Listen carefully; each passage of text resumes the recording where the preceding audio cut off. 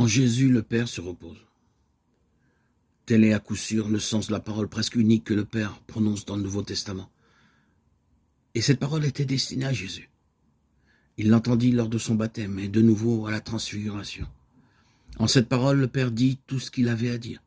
Toutes les autres paroles sont maintenant remises à Jésus. Nous la retrouvons avec quelques variantes en Matthieu 3, 17, 17, 5, en Marc 1, 11, Luc 3, 33, et dans la deuxième lettre de Pierre 1, 17. La traduction portera « Tu es mon fils, mon bien-aimé, en toi est mon amour ». Le verbe grec doquien recouvre ici, sans aucun doute, le mot sémitique « ratson », rendu aussi par volonté.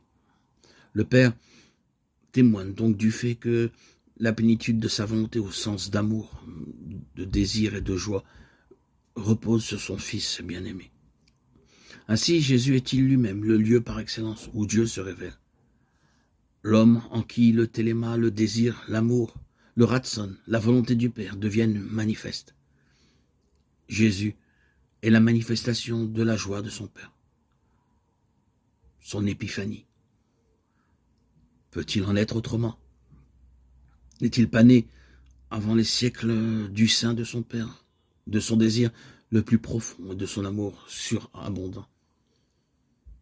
Maintenant, à la plénitude des temps, le Fils bien-aimé s'est uni à l'homme.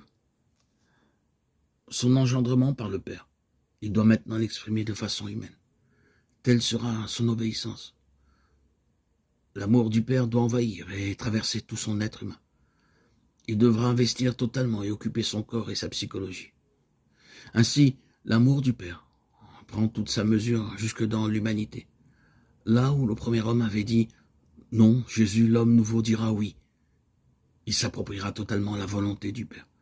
Il sera le premier homme en qui la plénitude de l'amour de Dieu peut se déployer sans gêne. Son obéissance était cela, et aussi sa mort. Et les deux expriment son amour. Telle est aussi sa prière.